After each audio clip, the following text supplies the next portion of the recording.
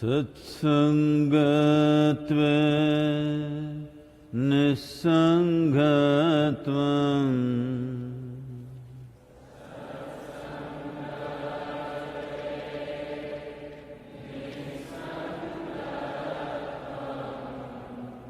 nisangatve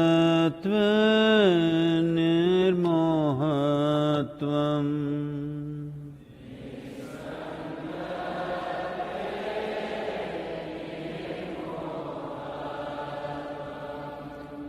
nirmohatve nischalatatvam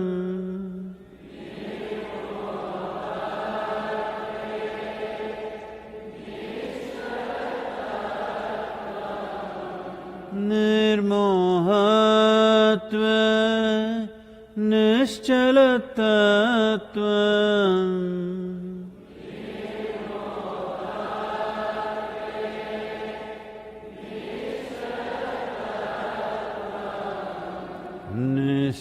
nischalatatva jivan muktihi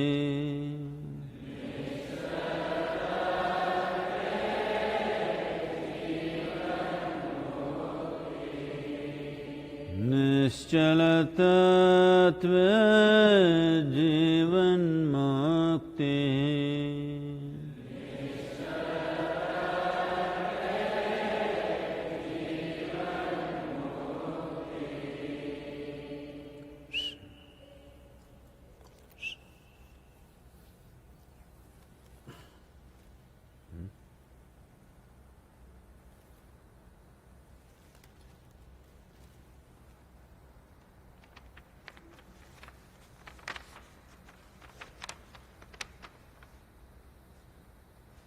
Put the slide up there.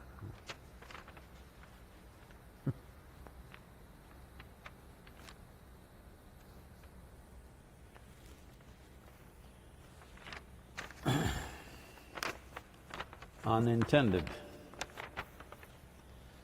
A flower blossoms with no intent. All who have a nose for fragrance shall enjoy this unintended permeation of pleasure. A fruit ripens not to give us sweetness, but just a sweet packaging of its seed, the seed that has the potential to make the whole earth green. May you blossom to your fullest, not to serve or sacrifice, but fulfilling life's longing for itself. A blossoming of your being shall bring unintended blessedness to all.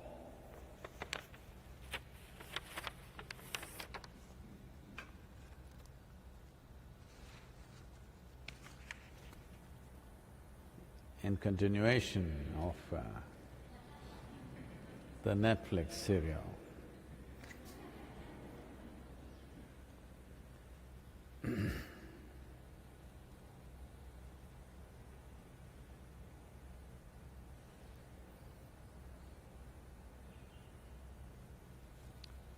well, boredom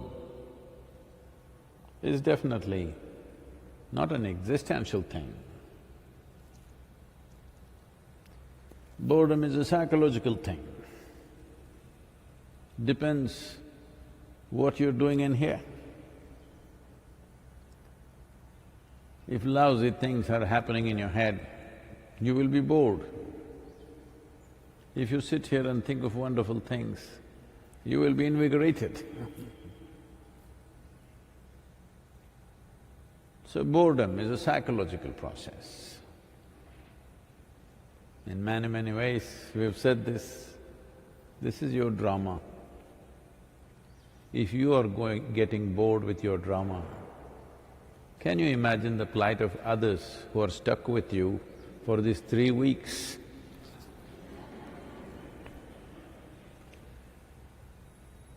Earlier, there were distractions of various kind. These distractions, we called it as work, we called it as shopping, we called it as other social responsibilities. Now, people are stuck with your drama.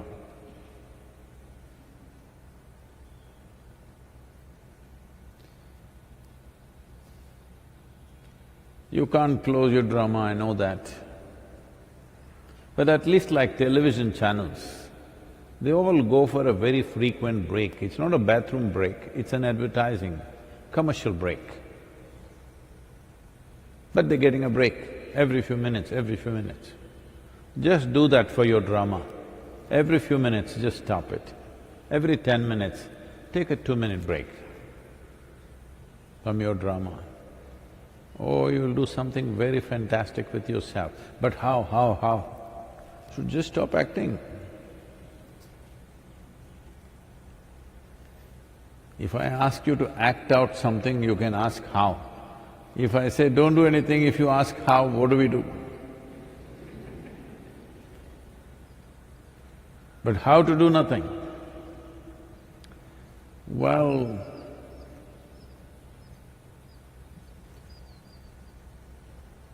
nothing is not a thing, so it cannot be taught as such. Oh, Sadhguru, you're playing with words and teasing us. No. Nothing means simply nothing. How to teach that? Tie your hands and sit. It's not going to work. So doing nothing means just this: you're not engaged in what's happening around you. You withdraw your involvement from what's happening around you. Around includes your physiological and psychological activity. Yes. Both physiological drama and psychological drama is gathered from outside. So that is also around you. Just don't participate. Your body says what it says, you simply sit. Your mind says what it says, you simply sit. Not getting involved. Simply not running after some specific thought that you think is good, not trying to avoid something that you think is bad, or not thinking you will put this time to good use and let your thing overwork. No. You cannot think up a new possibility, I want you to know this. You can think up an improvement of what is there. You cannot think up an absolutely new possibility, that's just out of question. It is just that if you are not mired in your own present situation, new possibilities become visible to you. New dimensions of life become visible to you, not because you seek them. How do you seek something that you don't know? If you're not tangled up with your current situations, new possibilities become visible, they're always there. They're not visible right now because you're fully drowned in your own present situations, not even present, past situations for most people. Things that happened 10 years ago, still it's buzzing.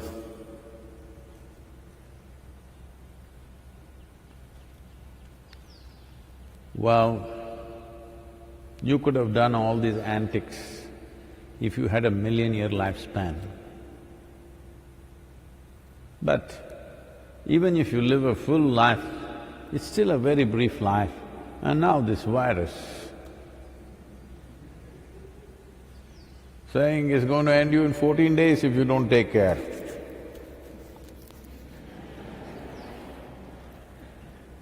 If you don't take care, this virus is threatening you in 14 days, we will dispatch you. So it's a very brief life. And it's a very phenomenally sophisticated and complex creation around you. In this you're getting bored. This is unbelievable. If you pay attention to one leaf,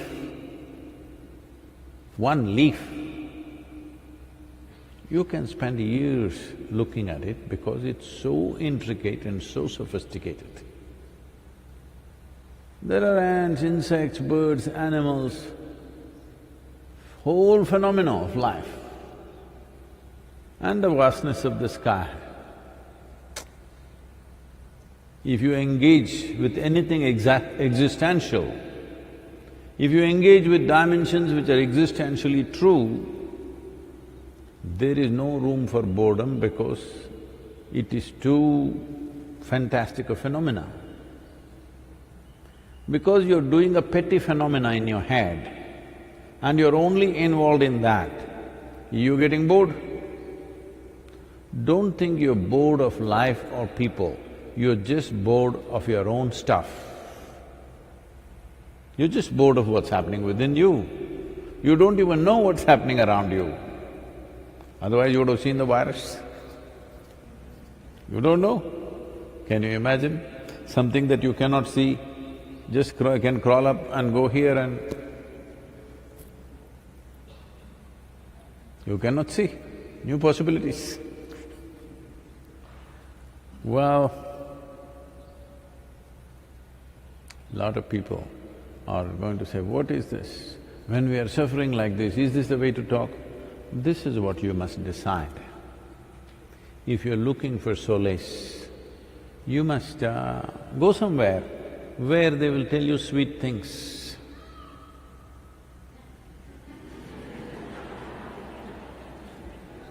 They're calling you. They will tell you nice things, it doesn't matter, it has no substance.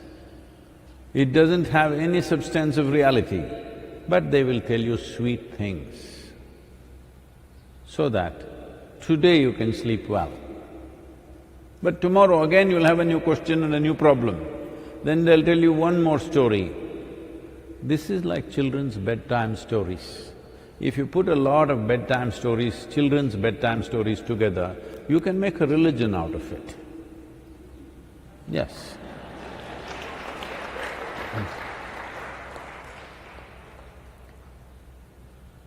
So, you want a solution.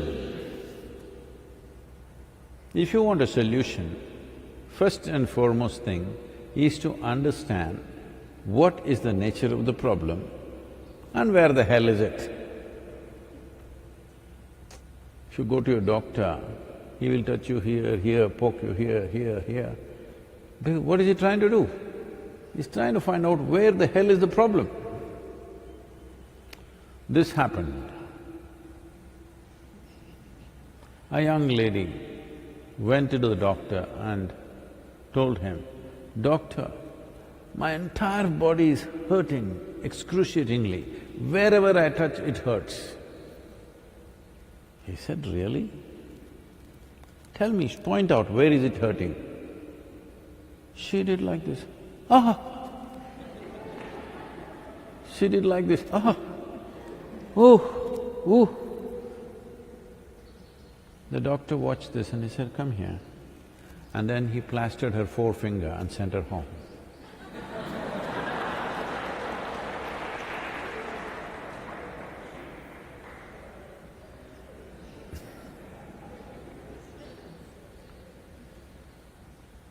So,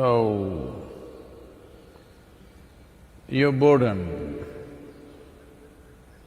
you can find distractions on the television, on the net. You can act like you're some kind of a scientific researcher looking up every damn thing and driving yourself nuts in the next few days. You're not. You're not. So, or you can read philosophies, you can read scriptures and talk about it doesn't matter, body is just a transient thing, the real thing is Atman, Paramatman, the soul. It'll anyway go and reach its source. But if you sneeze, you get terrified.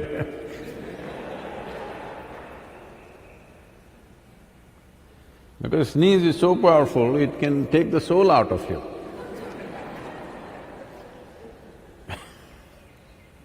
Believe me, in many people's lives, that's the most powerful thing they have done in their life, to sneeze. Now you cannot sneeze. If you sneeze, you'll be captured and locked up for 14 days. You cannot sneeze anymore. But for many people, that is the most powerful thing that they have done in their life. Achoo!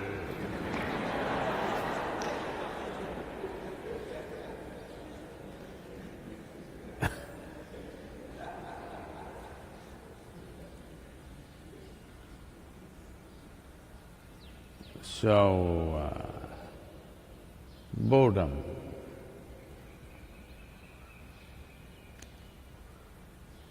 Boredom means, in some way, you're seeking death. In some way, you're saying, life is not worth living. That's what boredom is. No, not like that, I was just bored for 10 minutes. Yes, those 10 minutes you're seeking. You need to understand this. This body, this whole mechanism is structured in such a way, well, people will ask, is this scientific, not scientific, it's all right. But this is true. I don't know whether it's scientific or not, because it becomes science only after it is proved in the laboratory. Life doesn't happen in a laboratory unless you're a captured lab rat. Life happens in a different way. It is very important that your consciousness, the way you think, feel and look at life, is the message that is going to the structure. How robust, how integrated, how sensitive and how much of a possibility it is simply depends on moment to moment, what is the kind of message that is going into this. Because this entire thing is running on a certain kind of software and you are the lousy software developer, that in a day you got bored 5 times, 10 minutes each. Those 10 minutes you said, this life is not worth living. Message went all over. And the life that you are, the physical life that you are is getting confused. And one of them may invite the virus. He wants to go, why don't you help? Or something worse than that. A whole lot of people are constantly creating this. There is no one big yes to life. This used to happen when we were doing the 90-day wholeness program. This is the first group of people who have come in 1994 here in the ashram.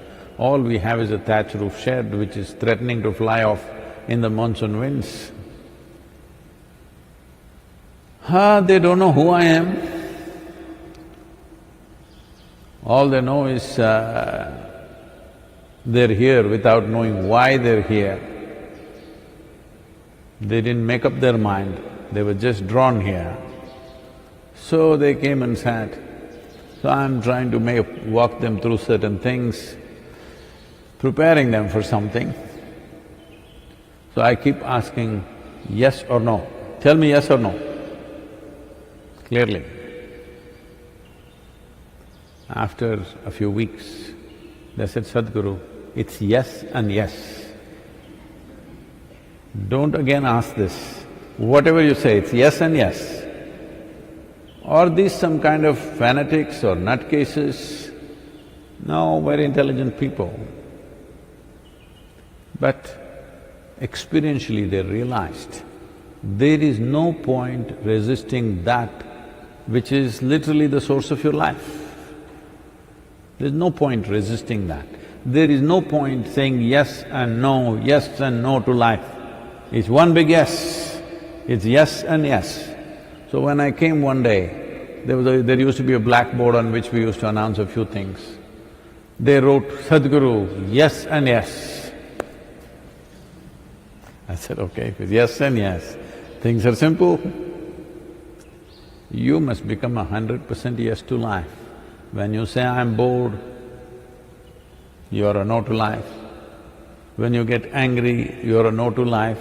You get dejected, you're a no to life. You get depressed, you're a no to life. You get frustrated, you're no to life. Like this, yes, no, yes, no, yes, no, yes, no, it's confused. Now, physiology itself will keep you busy for the rest of your life because it's become a problem. The idea of yoga is to become 100% yes in such a way that you can put this aside. You can put this body and this mental mechanism aside, use them as platforms to look at larger possibilities of life. But right now, yes, no, yes, no, yes, no, yes, no, yes, no, this itself is a lifelong issue. The ways of the body and the nonsense of the mind is keeping people busy for an entire lifetime. This is good time, 3 weeks of sadhana time. This is not boredom time, this is not Netflix time. 1 week, Netflix is over. This is not the time for you to get PhD in virology. You should have gotten it earlier if you were interested, not in 3 weeks. This is a time to become 100% yes to life, because that is the way the possibilities of life will open up for you. Otherwise, yes, no, yes, no, yes, no. Life doesn't know whether you want it or not. Because it's taking every message from you, at the end of the day it can't make out what the hell you want. Make it very clear. Make it very clear to everything that is working here, that you are 100% yes to life. But I'm bored with my family, Sadhguru. I pity them.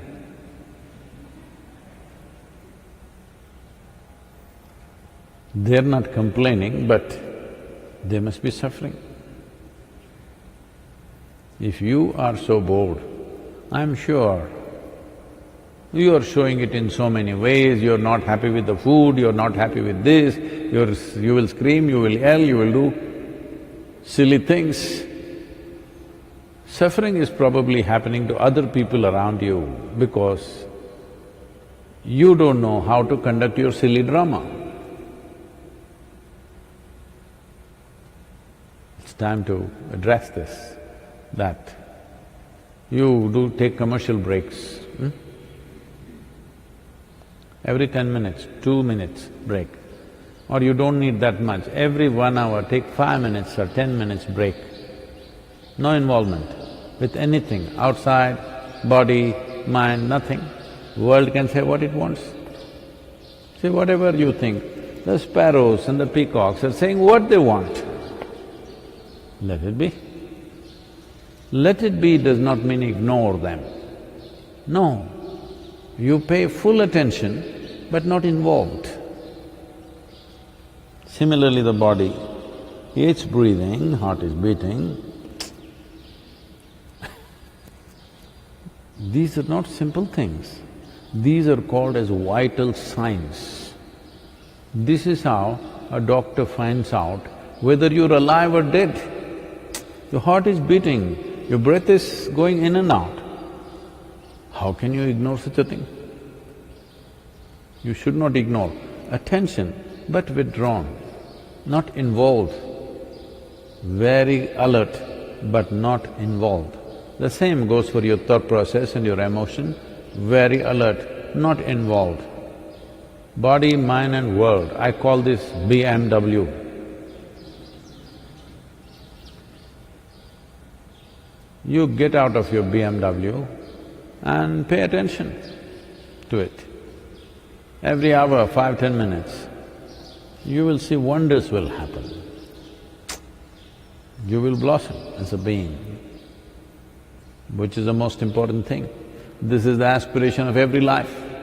Every life on this planet is only aspiring to become a full-fledged life. The problem with human beings is, we know what is a full-fledged coconut tree, what is a full-fledged mango tree. We even know what is a full-fledged peacock, but we don't know what is a full-fledged human being. Time to explore. Virus has given you the time.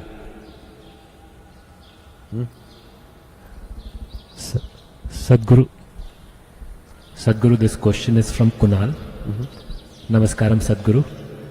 I have started doing the practice which you taught us the other day. I wanted to know what is the significance of the practice. I am feeling really good doing it. I was wondering if I can increase the count.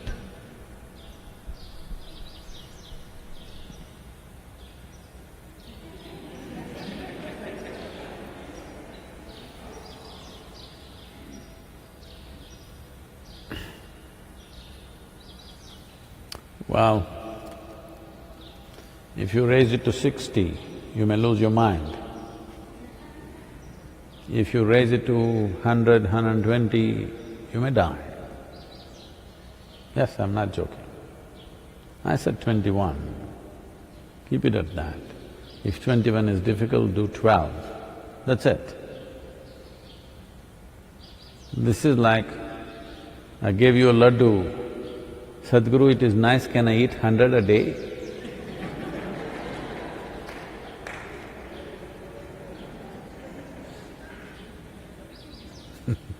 You don't mess with it like that. When we create or structure a practice, you must understand that Patanjali Yoga Sutras never prescribed a practice. Only the fundamentals, the science of it, but not the technology of it. Technology has to be built. So very appropriately, he called it a sutra. Sutra means a thread. A thread is there. With a thread, you can make a garland of different kinds of flowers. Some will wear it colorful, jazzy garlands. Some will wear something subtle, or you can put beads on it, you can put pearls on it, you can put diamonds on it. What will you put if you had a string in your hand? Whatever you got, that's all you can put. So Patanjali left it like this. It's a very supreme intelligence. He just gave the thread and said, every master will add what he's got. So the practice is structured, and always when you structure a practice, it's not just a mechanical thing. You have to breathe life into it. So a certain kind of practice with a certain number of whatever, now it is a package which is alive, it's a living thing. It is not just living here in the air. If you take it into yourself, it will live within you, because it's like the virus. Virus needs you, it can't just live by itself. It needs your cells to get into and then multiply. By itself, it can't just go on, multiply and live in the air. Just like this, the practice is a certain structure. It needs you to live in you. Now you do something else, you're tweaking it to become a demon of some kind. Don't do such things. If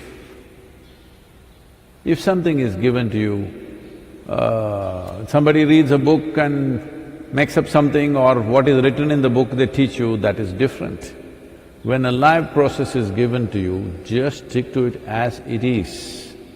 If I give you an ant with 8 legs, you say, can I put 12 legs on it, or can I take away 4 legs from it? What is that? It's a living thing, you can't do that. That's how it is structured. So, 21 times. If you're finding 21 is too much, it's leaving you little like that, do 12.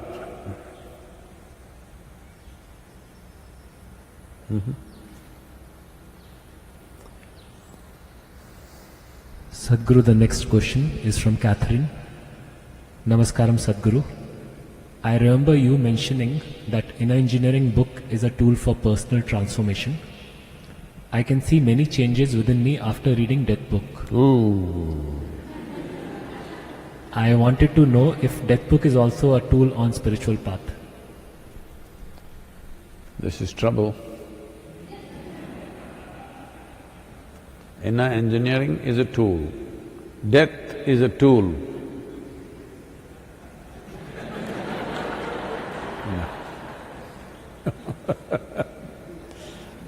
Death is not a tool, but the Death book has come together to bring an unadulterated understanding of a very important dimension of our life, which is our mortal nature.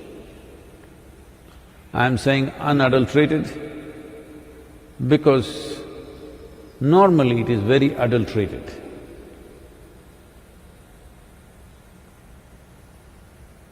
When somebody dies, normally the words used are Daivadhina agivittaru. That means somebody went and sat in God's lap. This is adulteration. Somebody is telling you, they went to their heavenly abode. This is adulteration. They're telling you things which will give you some sense of solace so that you will become willing to die. You must either die consciously because you have completely accepted death as a part of life, or you must fight it. You should not welcome it thinking you're going to heaven. That's adulteration. So the Death book is structured in such a way, it's unadulterated. Looking at death simply the way it is. And its many dimensions. Well, a little bit of decoration we have created so that it doesn't become too scary for people who don't have a discerning mind. Every thought pops up as emotion in a whole lot of people. Every thought drips emotion. For such people, facts of life will be very disturbing. So one way is to walk them through this process so that by the time they come to the last page, to some extent, they're little more dispassionate about it. If you think you're going to heaven, you may become passionate about death, which is not good. Passion is for life. Dispassion is the way you must handle death. If you become passionate about death, you will go soon. Yes? Whatever you're passionate about, you tend to move in that direction, isn't it? So, it's very important that the Death book should be read in the right context. This is a wonderful time to read it because this is a sort of book that you must sit by yourself and read as much as possible in a day. If you read bits and pieces over 30 days, you may not feel what it is. You may pick up a few facts and tips out of it, which is not the way to read it. You must read it as much as possible like in one sitting, so that it goes and sits in you like a lump. and then you slowly digest it. Then you integrate death into part of your life because anyway you are living death. That's the way to read it. So when would you ever get 2-3 weeks uninterrupted just to sit and read? It's a good time to do it. It's a very good time to do it. Mortality is staring in our face. Unfortunately, in countries like United States, it's crossed 3,000 mortality. Infections, I think, have gone 150,000. Spain is racing. Italy kind of slowed down a bit, I think. But they're telling me once again there are outbreaks in Shanghai. So, in many ways, the entire world's population is right now strongly reminded of their mortal nature. Good time to read the book, the death book, the inside story, only for those who shall die. Limited market, very limited market, only for those who shall die. We didn't think, but this is the most appropriate book to release at this time.